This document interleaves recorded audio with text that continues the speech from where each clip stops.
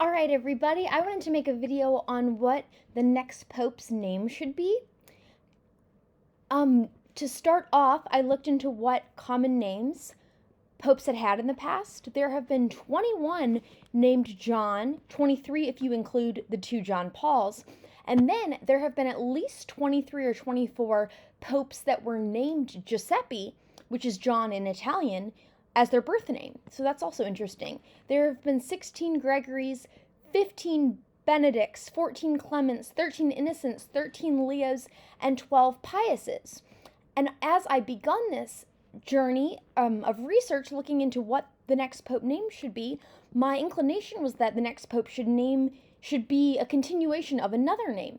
But then when I looked into some research, I changed my mind because there are 80 names and 266 popes. So 30%, less than 1/3 of popes have had a novel name.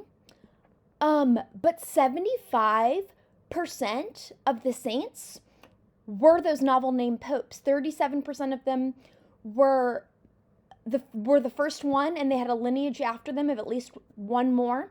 And then 38% are the first and only. If you are a first name pope, the first one to have it, there's a 78% chance that you'll be a saint. So I was looking into what are the best ideas for novel papal names, which, by the way, I do think that Francis is an excellent papal name.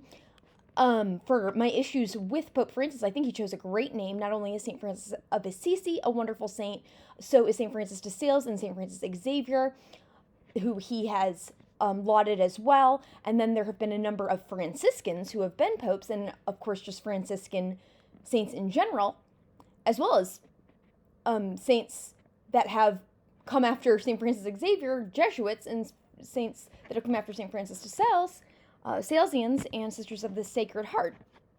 And the first name that I came up with, I'm just going to come up with 3, but the first one I came up with was Thomas. So I think that this is a great idea. Of course, he was an apostle. He was the most prolific as far as his missionary journey extent went outside of Rome and the Roman Empire, especially into Asia.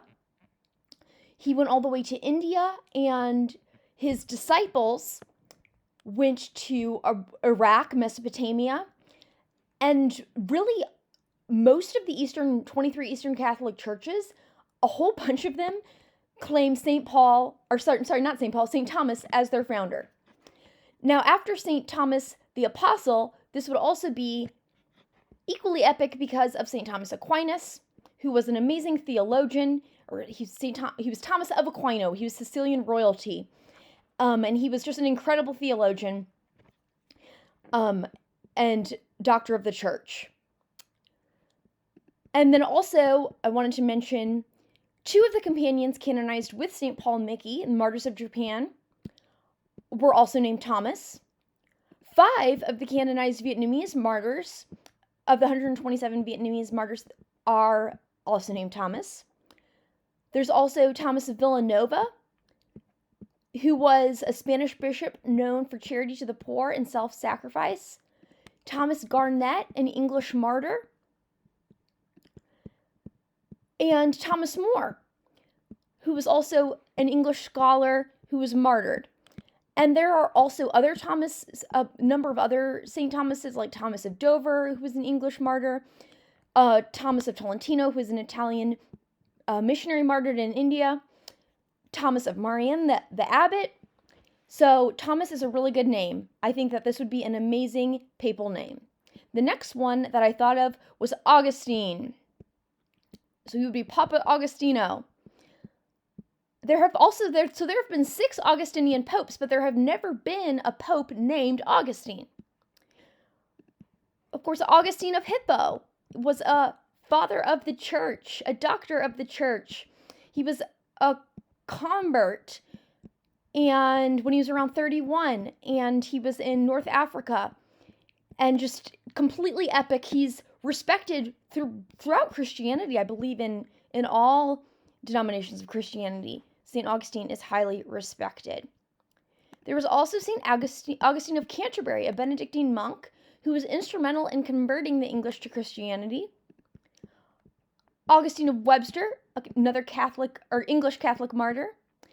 And then a female saint named Augusta of Treviso. She was an early martyr who converted to Christianity. Her father was a pagan king or chief, and so she was martyred because of her conversion. So Augustine is another amazing name that a pope should choose at some point. The third one I came up with was Joseph. Now, we have had at least 3 popes named Joseph as their birth name, but none that have been Pope Joseph.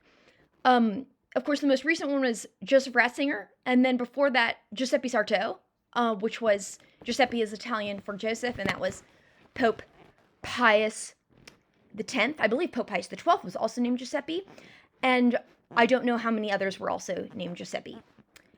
But, of course, St. Joseph, the holy foster father of Jesus and holy spouse of the Blessed Virgin Mary, who was visited by an angel of the Lord twice in his sleep, he kept Jesus and Mary safe.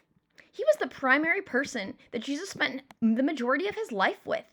Until Jesus started his ministry, until St. Joseph died, Jesus spent most of his life in obedience and silence, living a perfect life. And that's who he spent all of his time with, was St. Joseph. And then, for about the past 150 years, we have recognized St. Joseph as our patron of the Universal Church. There have also been a number of other saints named St. Joseph. This one is St. Joseph or Giuseppe Morella, the founder of the Oblates of Joseph. I don't have a picture of him, but St. Joseph of Arimathea, an early saint who we recognize as the person who buried Jesus. Also, St. Joseph of Leonisa. He was a Franciscan Capuchin. St. Joseph of Cupertino, another Franciscan who reportedly could fly. There was St. Joseph Collins, a Spanish priest who's the founder of Schools for the Poor. St. Joseph Vaz, a saint in Sri Lanka and India. Also, 13 of the canonized Vietnamese martyrs were named Joseph, and there are a number of other Josephs that I'm not going to name other of them, but there's all of them, but there were a number of great St. Josephs in addition to these ones that I've mentioned. And then, of course, another Old Covenant saint, which we could say that St. Joseph, the spouse of the Blessed Virgin Mary, was an Old Covenant saint, as he did die under the Old Covenant. But this Joseph, the Joseph from Genesis, the father of the tribes of Manasseh and Ephraim, son of Abraham, beloved son of Jacob, descendant of Abraham, beloved son of Jacob. Genesis 50:20 that you planned to harm me, but God planned it for good to bring about the saving of many souls. Excellent life verse. And of course, this Joseph truly foretold the story of Jesus.